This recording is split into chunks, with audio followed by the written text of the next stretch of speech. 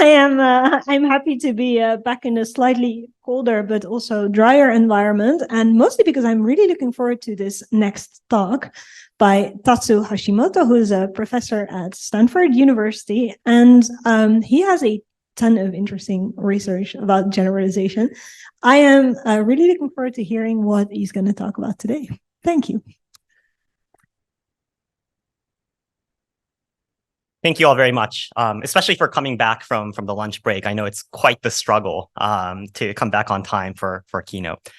I'm really excited to talk about trying to understand black box models. I think the Keynote talks earlier today was just amazing in terms of setting up a lot of the challenges that we kind of face today.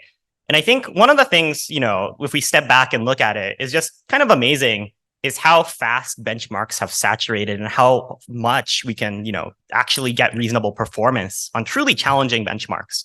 Going from the GPT-3 era where, there was interesting performance, interesting phenomena like in-context learning, to, GPT-4 where there's claims about doing well on things like, I was trying to hide the little notification there. Maybe I can move it out of the way. Okay, sorry. I'm going to try to... Okay, that one will just have to live there forever. But really, one of the things that was highlighted in the earlier keynotes today is just how hard it is to understand anything about generalization or benchmarking when we don't really know very much about both the data and the training process involved in these models. And this is one thing that I've been thinking about quite a bit. Like, how can we know if and how these models generalize? I've taken some clippings that I really like that highlight this phenomenon. When GPT-4 was released, there was this very nice interview by Ilya saying like they're no longer going to release any details about GPT-4. The one on the top right is by Jan Leke saying actually Text DaVinci 2 doesn't really have anything to do with the Instruct GPT paper, which is a surprise to me at least. And on the bottom is a kind of transparency scorecard from colleagues at Stanford, where they basically tried to score all the different vendors on how transparent things are. And really, it just turns out it's not an OpenAI problem. It's just every sort of closed source model provider doesn't want to release details, especially about their data. And so I want to talk about three different works, but really use those as launching platforms to talk about what I think are really interesting and important problems in generalization. So in the very first part, I want to talk about, where does LLM's generalization come from? Does it come from pre-training? Does it come from instruction tuning? Is RL somehow mysteriously involved? I want to really try to understand some of those things. And so we'll try to talk about, it's a little too bad. Oh, I can move it. Okay, there you go. That's really something that was a little bit of a mystery last year, maybe a little bit less this year. And in the second part, I want to talk about, the format of our evals. When we're in the fine-tune paradigm, things are pretty straightforward. You have like a little task head, and the task head can, predict the answer. But now we have many different ways in which we can probe model behavior. We might ask it to generate. We might ask it to validate a yes or no answer. And it turns out models are pretty inconsistent at these different kinds of formats. And that poses another problem for evaluation. In the last part, there was, some really nice discussion about how if you can't know anything about the training data, you can't know anything about generalization, especially because of things like benchmark contamination. So I want to talk about a little bit some ways of maybe trying to, reverse engineer what's inside a language model's training data and to try to get some insights into what a language model was trained on. Okay, so the big picture here is that, the lack of transparency makes research hard, but it's also an interesting opportunity to solve challenging problems in trying to probe the insides of a large language model to try to, for example, reverse engineer what's in the data or to replicate some of these complex training processes. And so those three parts will correspond to this kind of idea that I have, that by building better tools, maybe we can get a handle on some of these really, really interesting generalization questions that exist. And so the very first part of this talk is this idea that in order to try to understand generalization, we should be trying to replicate as much as possible many of the training processes that happen inside of these like sort of closed source models. And this is joint work with many of my students and Percy and Carlos and Jimmy. So the reason why I started down this path of trying to replicate aspects of Instruct GPT, I used to work, or I still work, in sort of robustness of machine learning. And, large language models are just really impressive in how many tasks they can perform with a single model. And in my mind, there's this really growing open-endedness to the kinds of tasks we're performing. Like in 2000s, maybe you're concerned with like IID generalization, right? So you're generalizing to held out examples. And then maybe, we start to work on like more structured distribution shifts. I did a lot of work on structured robustness, like new but related, for example, question answering tasks. But then now I think with things like Instruct GPT, things are fully open-ended. A user can ask any question their heart desires, and the model is expected to be able to do something with that. And that really changes, I think, the nature of generalization that we're dealing with.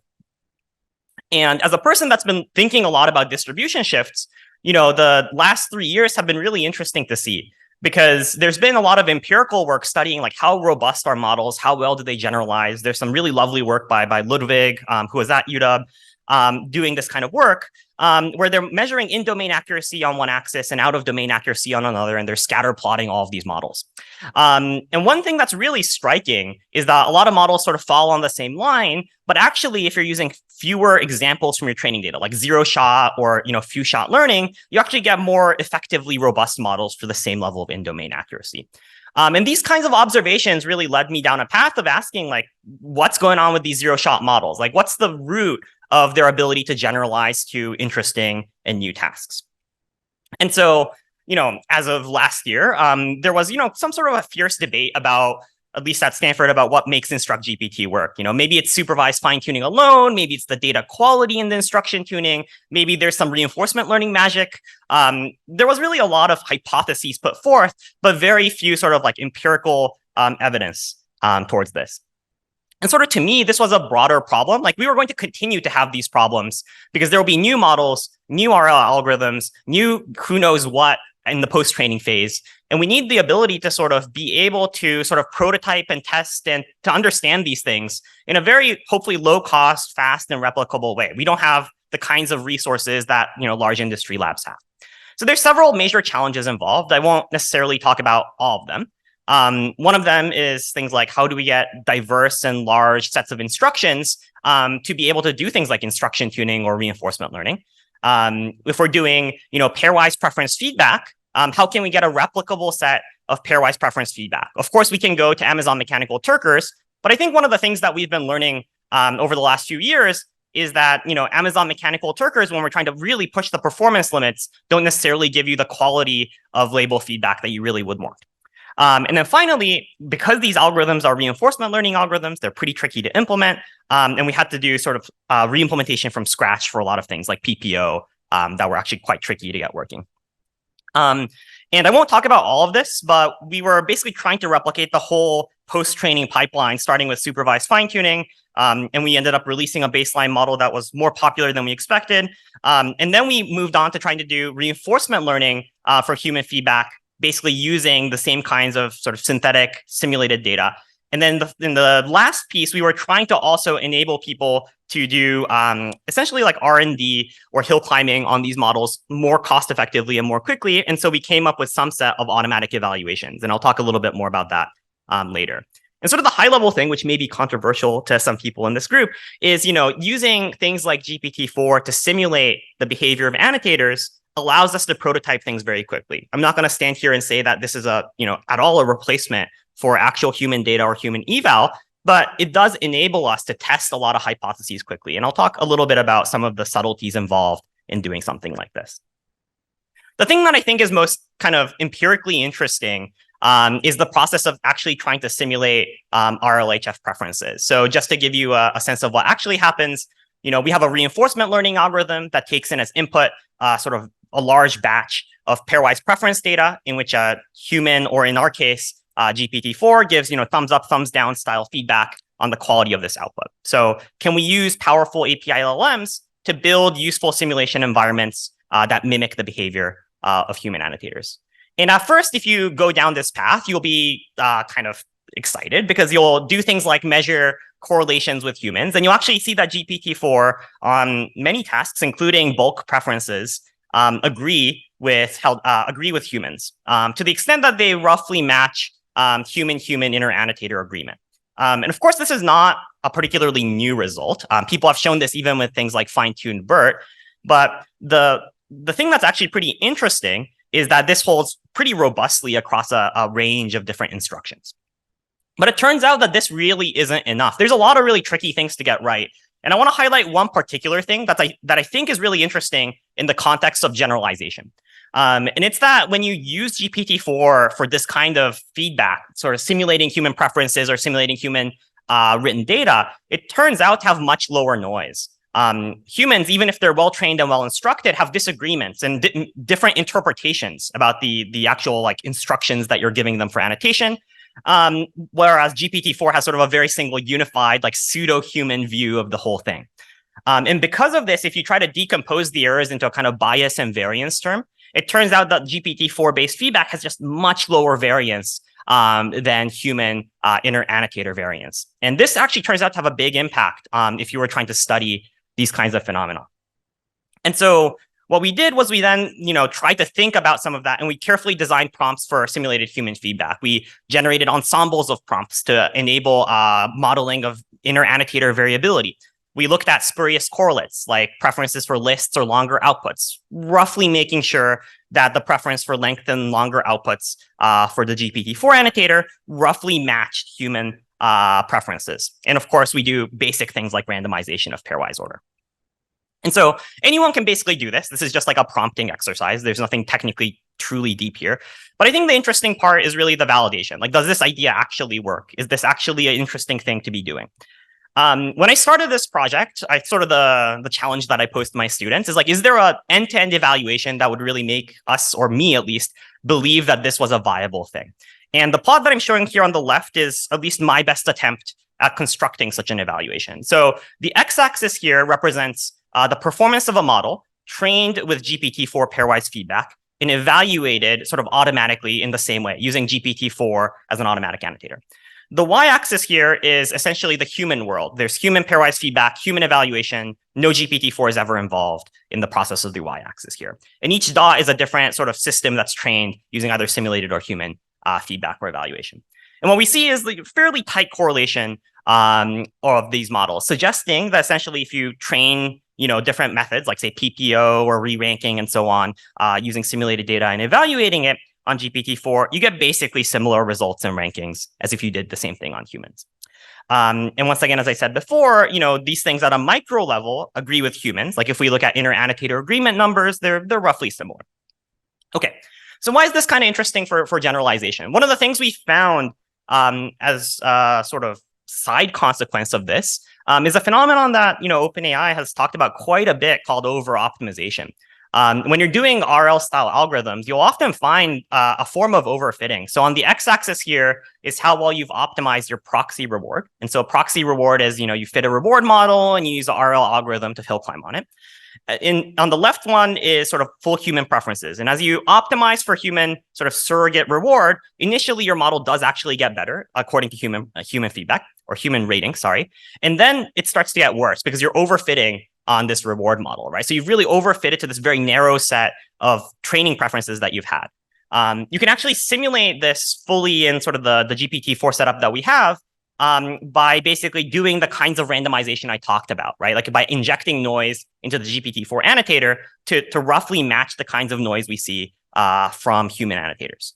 On the other hand, if you were to do something like, fully synthetic feedback, no noise injected at all, you get something that's on the right. And you get this very misleading view that the best thing to do is just to like really aggressively RL optimize your reward model. And so there's these really important differences in the behavior of these algorithms and these models and the conclusions that we draw based on, say, the noisiness of the feedback and how, faithful these kinds of simulated annotators are. So in a sense, what I'm telling you here is in some sense, some successes, but also some, cautionary pitfalls. Like if you didn't match this noise aspect, you would get very different conclusions about what models are actually good. And I'll go through this somewhat briefly, but one of the things that we found was that, by doing this kind of simulated feedback, we can get PPO models that get substantial improvements in this sort of omnibus aggregate win rate measure against Text DaVinci 3, both in the simulated world and, as I was saying before, in terms of the actual human evaluation from 12 Turkers that we had. And as I showed in the scatter plot, these two tables correlate pretty well across the two columns. If we look at the outputs, one of the things I was very curious about was, is there some sort of RL magic involved that I didn't understand? Does RL help it generalize? A lot of the things that we saw qualitatively on the output side here were things like it makes the model more verbose. It makes it more likely to output lists. These kinds of bulk stylistic properties that are very easy to access through the process of reinforcement learning. It may be the case that better data or more careful construction in the algorithm gets you something deeper about generalization. But at the very least, from what we see, a lot of the properties that we had was really the combination of powerful base models and a little bit of supervised fine-tuning data, not necessarily things like reinforcement learning. I want to talk a little bit about, applying this idea more broadly to evaluations in more complex environments. It's now increasingly becoming the case that these models are now being applied to tools being used in multi-step ways like agents. And this leads to higher stakes failures. And so we started thinking, can we apply the same kinds of things we were doing before? We were simulating feedback and now using it to generate essentially evaluation data sets. And can that actually help us in finding maybe long-tailed or complex failures in sort of agent environments where language models are using tools and interacting in a multi-step way with some external environment? And so the idea here is, instead of actually instantiating things like sandboxes, we're going to be using a language model to simulate the return call of an API. So a language model is acting as a virtual sandbox, so to speak, of a particular tool. And what's kind of surprising, at least to me, having done this, is, language models are pretty good at simulating the return, calls of APIs. It can do a very good job emulating Bash return calls. If you give it sort of an arbitrary new API, like a smart lock API, it can sort of manipulate it in reasonable ways and give return calls that look pretty plausible in terms of the actual type signatures and the actual like function calls. One of the things that we also see is that the use of language models to generate or brainstorm different kinds of tools or different kinds of scenarios can give us pretty broad coverage and interesting kinds of tools that we wouldn't have really thought of. We used the same kinds of data generation techniques as in sort of Alpaca Farm, where we had an initial small seed set of tools and we expanded it using language models. And we ended up getting really a large set of tools and risk profiles, things like financial loss or reputational damage that we really wouldn't have thought of if we as authors were sitting down and trying to write down a bunch of scenarios for how LM agents might fail. So in this sense, this kind of data generation process is an interesting toolkit in generating evaluations. The other thing here is that because we have a simulator, we have this dynamic environment, it's very complex. We want to know, is this a reasonable and useful way to find failures of different kinds of agents? And the answer is kind of yes. If we run this kind of process, we find that over 70% of the failures identified by the system are actual sort of instantiatable failures, as judged by a few University of Toronto undergraduates. And we looked at something that we could instantiate, which is all the failures in a Bash terminal. And we actually went and made sandboxes for each one of them. And we were actually able to instantiate almost all of the failures that the system found. And in particular, there's sort of funny things like if you ask an LM agent, I want to start fresh with my system, it like immediately calls rm-rf.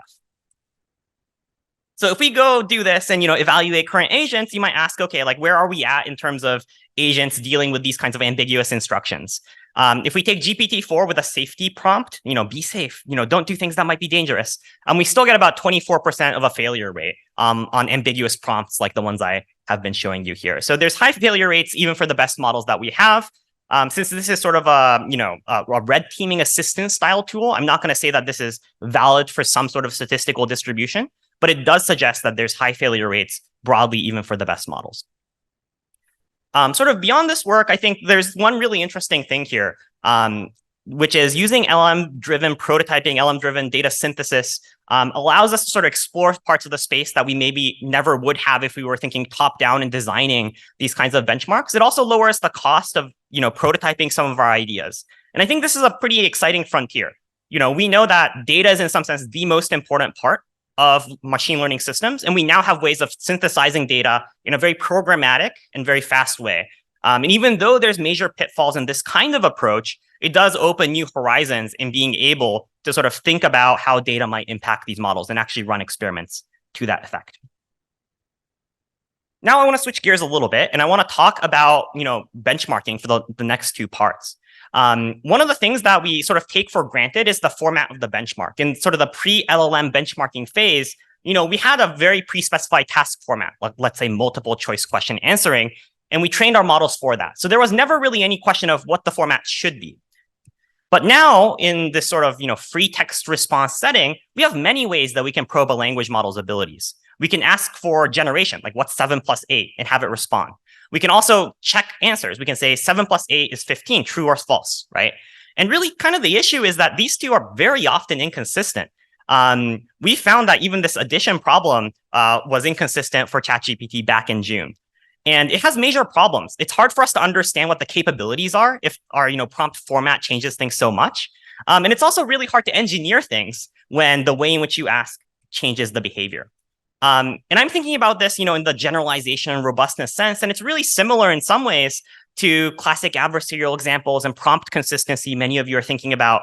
But the fact that LLMs are so open-ended has this additional layer of being able to fundamentally change the task formats without changing what we're asking these models.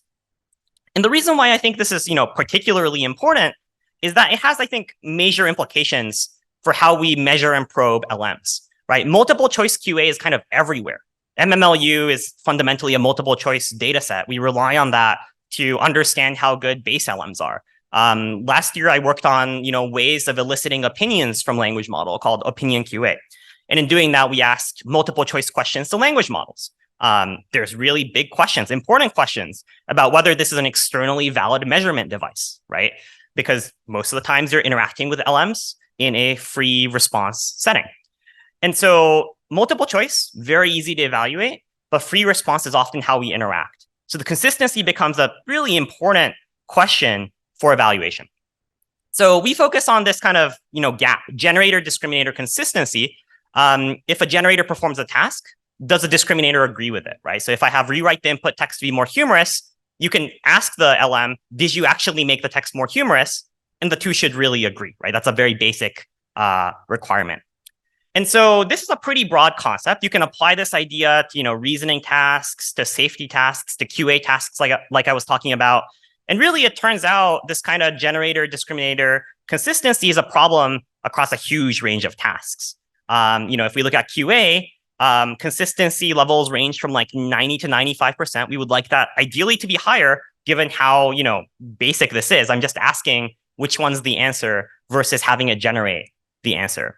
You could do the same thing with arithmetic. You could do the same thing with any number of these tasks. And if we look at all of these tasks in aggregate, really, the consistency levels are not as high as we'd like. It's like 80% to 60% with, the open source models not doing quite as well. And this really has, I think, major implications for the way we evaluate.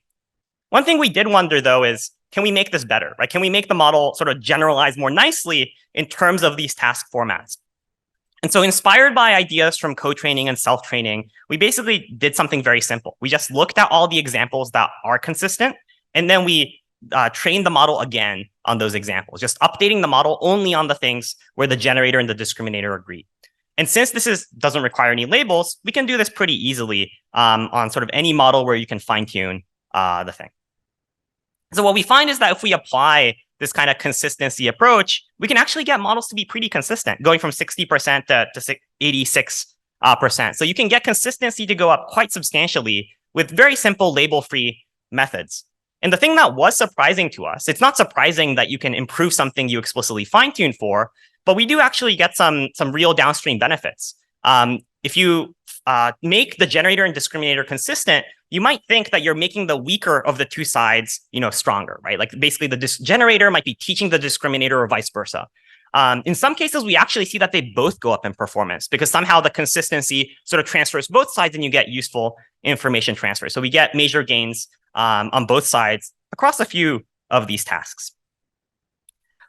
So what we find is that LM consistency across task formats is a problem. It really poses a challenge for evaluation, but it's something that we can improve on. And I'm hopeful that, both vendors and open source models will actually think carefully about consistency and make models that are more consistent, which will also make evaluation more easy and nice. Okay, so the last part of what I want to talk about is auditing the training data set. And it was sort of great hearing Adina's talk earlier, because really one of the things that she emphasized was like, how could you know anything about generalization if you don't know what's in the training data set or pre-training data set of a large language model? And I think this is a thing that I think many of us think about a lot. Like, how can we sort of apply the static benchmarks at all to language models without being able to inspect the data? So I'll talk about a sort of fun little idea for being able to look inside, in some metaphorical sense, the pre-training data set of a language model. So the starting point of this is to ask, what's in the training data set of a large language model? I've shown you here the composition of the pile. It's a lot of different stuff. The blue things, are academic data sets. The green things are different parts of the internet, things like Stack Exchange, Wikipedia, Common Crawl. The orange parts are books. The gray parts are code, and the yellow parts are conversational data sets of many kinds. And language models derive their strengths from how big and how lightly curated the pre-training data is, right? Like, without the scale that they're at, these language models wouldn't be good. And because they're so big, it's hard to really comprehensively and carefully filter these data sets.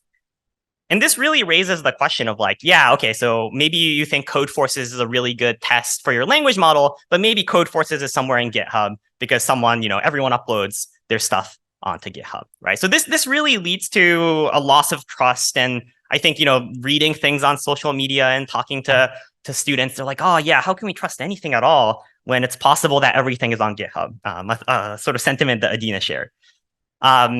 And it's kind of disappointing that this slide is a lot of Twitter screenshots. But there's a lot of hearsay and a lot of, discussion about suspected data contamination for language models. On the left side is Horace, and this, I think, was soon after GPT-4 came out. He's saying something like, isn't it suspicious that GPT-4 does perfectly on pre-2021 Codeforces and 0 out of 10 on post-2021 Codeforces? It does seem a little bit suspicious, right? And on the right, Susan Zhang is saying like, oh, Phi 1.5, which was done by the authors of Textbooks Are All You Need, isn't it suspicious that if you give it, the first half of GSM 8K, it can autocomplete the second half of the example? It's like, yeah, that is pretty suspicious, right? Like, both of these are quite suspicious phenomena. But in some sense, the really difficult thing, at least to me, about contamination is that, like, do you really know? Like, yeah, sure, like GSM 8K autocompletion is like kind of bad, but they're also pretty simple problems. Like, maybe it's by chance. It doesn't do all of the problems. It doesn't autocomplete all of the problems. And so there's many claims and heuristics tests of contamination, but I think there's no proofs. There's no like smoking gun that says like, you contaminated your pre-training data set. And so sort of abstractly and intellectually, I was very interested in this question of asking, like, is it possible to give some sort of a proof of test set contamination without ever having seen the pre-training data? And at first, this seems really challenging. Like, the best we can do is maybe, training data extraction attacks. There's been a couple of really good ones recently. You might also have heuristics, like, oh, let's like look at the log probabilities on the data set and see if they're high or low, right? But ultimately, it seems really hard to be able to turn those into like some sort of statistical proof. So the setup that, I want to talk about is the following. You're going to give me a test set that you suspect is contaminated in a language model. And I'm going to ask for access to log probabilities from a language model. Technically speaking, this part isn't necessary. And I can talk more about that if someone's interested. But for now, let's just say we have access to that. And what I'll return to you, sort of my promise, is to give you a statistical test in the sort of classic frequentist sense, which guarantees a particular type 1 error rate of at most alpha. So what that means is that, there's a null hypothesis that the test set and the model are independent random variables. And I will give you a test that flags this with a false positive rate at most alpha. And the error guarantee, to be really technical, should hold with respect to the draw of the data set. So I'm assuming data sets have some distribution and so on and so forth. Those are standard statistical assumptions. So what's our approach? There's a very simple idea for basically being able to do this test and to be able to extract some sort of provable claim about test set contamination. Which is to exploit something called the exchangeability of data sets. Exchangeability is a pretty basic notion. It's a weaker version of an assumption, which is, independent and identically distributed. And we make that all the time in machine learning, right? So the starting observation is that most test sets, not all of them, but most of them are actually exchangeable. You could shuffle the ordering of all the examples in the test set, and you would basically have the same distribution of the data distribution. And so the question now is, can we exploit this property? So in the pre-training data, you might see a test set sort of in one order. And if this order is the same as the order of a test set that appears on GitHub, right, then the model might memorize the ordering. So what I mean by that is that when we ask the language model to score these data sets in the original order versus a shuffled order, it will prefer the original order, right? So any preference for a particular canonical ordering has to come from contamination. This is almost by construction because the data sets are exchangeable. You should have no inherent preference. So the full test here, there's a very conceptually simple test that you can perform. You can basically measure the log probability of the data set as a piece of one long string. And now I'm just going to shuffle the data set 1,000,000 times, let's say, and measure the log probability each time. If my log probability of the original ordering is really high, like it's the rank number 1, then that's a 1 in a million chance. And that's the p-value, almost exactly. Turns out this is perfectly valid. It's actually a pretty good test. But it's also very computationally intensive. You have to shuffle and do a log p computation 1,000,000 times to get a p-value of less than 1 million. And so there's something a little bit more clever you can do, which is to cut the data set up into really small pieces. You can shuffle each piece, and you can do something called a t-test over each one of them, right? Like the details maybe not quite as important, but you could do something a little bit more clever than a permutation test. Okay, so what does this do? Well, what this allows us to do is allows us to actually detect test sets. I think, I gave you essentially this kind of theoretical characterization of a test we could run. Now you probably want to know, does it actually work in a reasonable setting? We have to have a language model in which there's contamination, and that contamination is known. So what we did is we took a 1.4 billion parameter language model. We had a 20 billion token pre-training data set, and we pre-trained that model, injecting a whole bunch of test sets into this pre-training data set. And now the question is, can we detect the fact that this language model has test set contamination? And this table represents this. We have different test sets that we injected on the rows, and we have p-values. So, in case you're not familiar with p-values, right, the smaller they are, the better. And they represent, in some sense, the false positive rate guarantee that we can attain for detection. And so a reasonable threshold might be 0.05. That's a standard cutoff. And at that point, can we detect some of these data sets? And the answer is yes. If a data set appears more than 10 times, like it's duplicated 10 times or more, we basically get a 100% detection rate. And we do so essentially with the provable guarantees that I told you about, which is quite nice. The very disappointing thing, and this is kind of an open question, and if you have great ideas on how to solve this, that'll be cool. We can't detect duplication count of 1. We haven't had a statistical test that's able to reliably do that yet. And then if you look at that table, you might wonder, okay, so what's the actual detection threshold where you can start to detect test set contamination? It's roughly between 2 to 4. With 4, we can detect about 50% of the time. And with a duplication count of 2, we can sometimes detect it, but not always. And so we could detect low duplication count data sets, just not at a duplication count of 1. So finally, you might be curious, like, okay, so like in the wild, is there any test set contamination that's happening?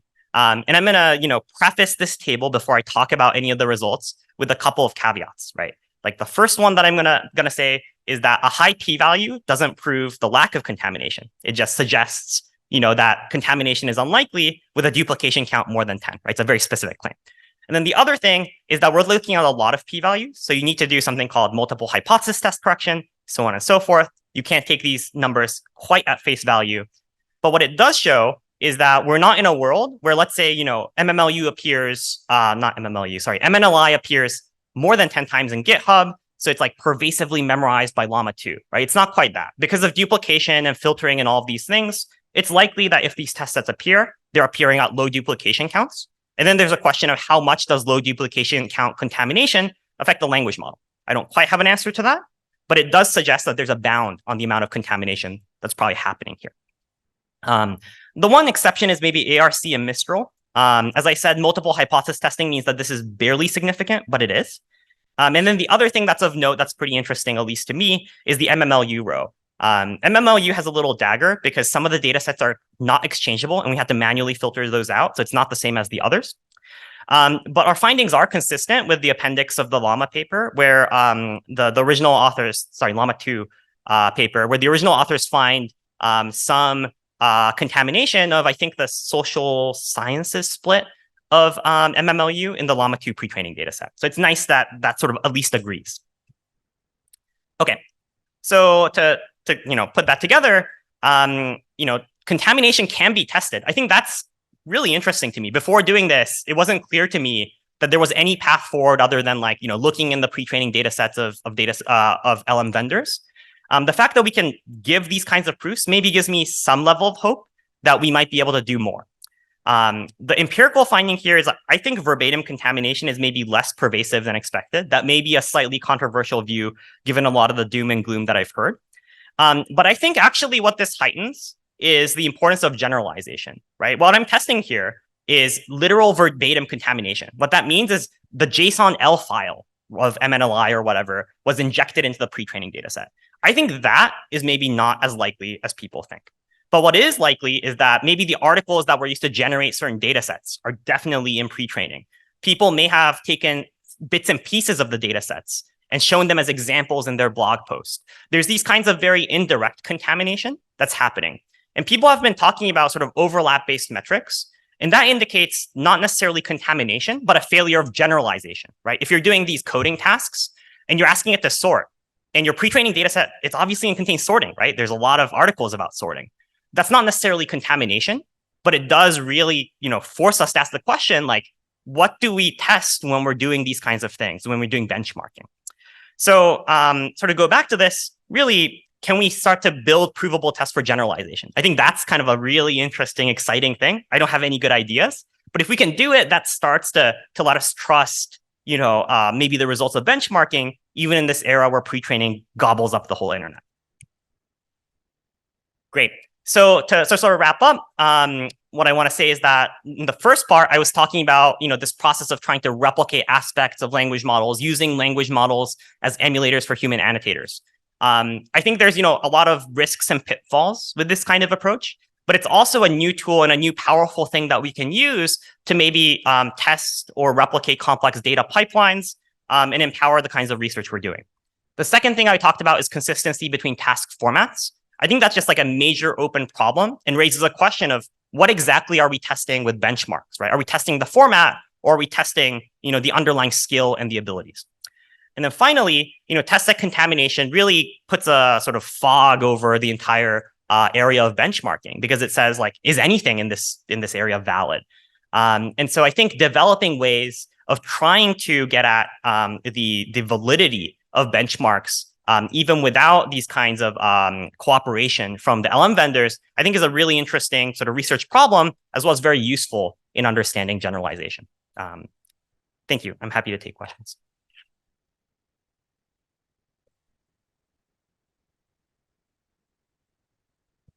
Okay, thank you so much, Tatsu. We have 5 minutes for questions.